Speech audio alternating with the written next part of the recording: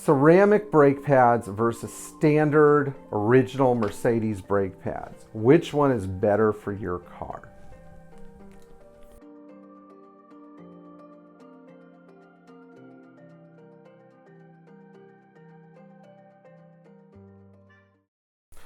I hear all kinds of questions about brake pads. Which brake pad should I use? Should I use a ceramic pad?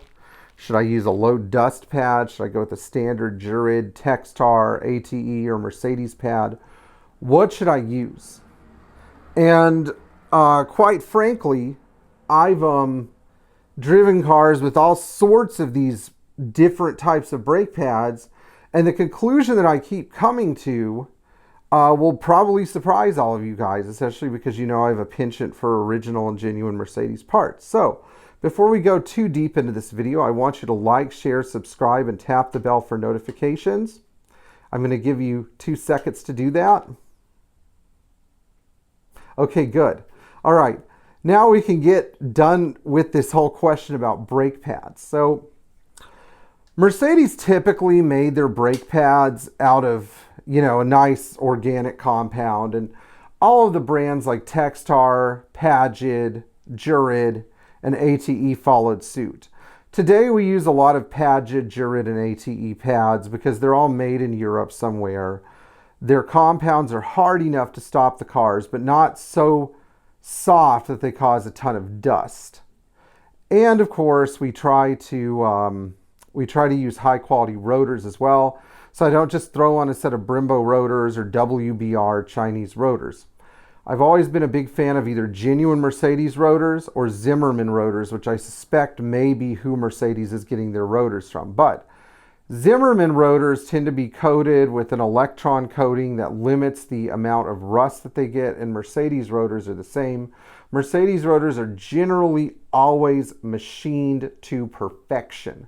I've heard of one circumstance of Mercedes rotors warping on an E320, and I have no idea what happened there. But we typically don't use rotors that are no name or, you know, or just junk rotors that, I don't know, are going to warp the first time you stop. Like Brembo is a good example of this. If you ever bought a set of Brembo rotors for a second generation 126, you'll find that about half of them are not round or true, and they vibrate like crazy.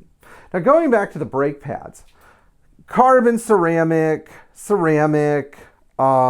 what else? You know, semi-metallic are all terms that get thrown around with brake pads. And typically ceramic pads are low dust, higher temperature, and some people say they bite better once they're up to temperature.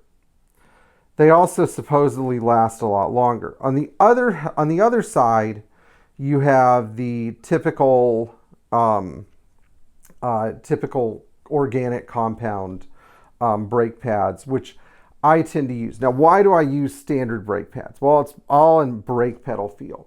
I'd say about a quarter of my customers are not fast or hard drivers. They want a brake pad that's going to stop instantly, not going to require a certain temperature to work effectively. They just want a pad that is going to stop the car, last 30 to 50,000 miles, and hold out in a situation like wet braking or driving through a puddle or whatever, and isn't going to require you to pump the brakes or do anything crazy.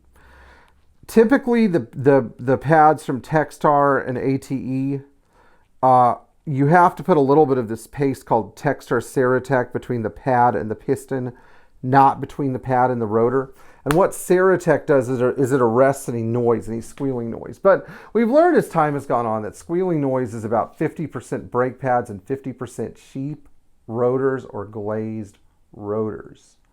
And glazed rotors are notorious for this. They're notorious. You know, they're just awful.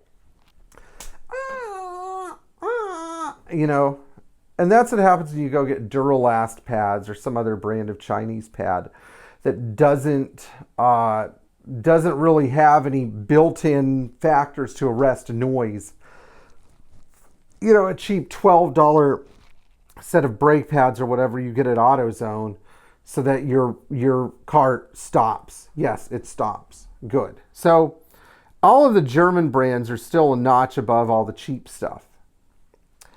Now, I don't say it's bad to put something other than organic compound brakes on. I mean, if you want ceramic pads, sure. If you want Akabonos or, PBRs or whatever brake pads you like, that's fine. Just keep in mind that when Mercedes built these cars, they were going for the maximum safe stopping distance. And that maximum safe stopping distance was achieved with the organic compounds rather than ceramics. Now, ceramics can provide better braking performance, but you've got to have the temperature to do so, you've got to have the right rotors, and you have to be driving the car in the right conditions. Typically, the bigger your rotor and the faster it generates heat, and the heavier your car and the faster you're going, the more effective ceramics are. So if you have something like a high-powered AMG car, an SL600 or something like that, ceramic brakes are a good idea. If you have something like a 240D, I don't think it's going to make any difference. You just want to stop the car comfortably and quickly, and you're not going to be getting the braking system up to insane, crazy temperatures. And that's really where the difference comes in. So, and just remember something, DOT4 non-synthetic fluid and good ATE, or genuine Mercedes brake hoses, go a long way making your car stop well. Those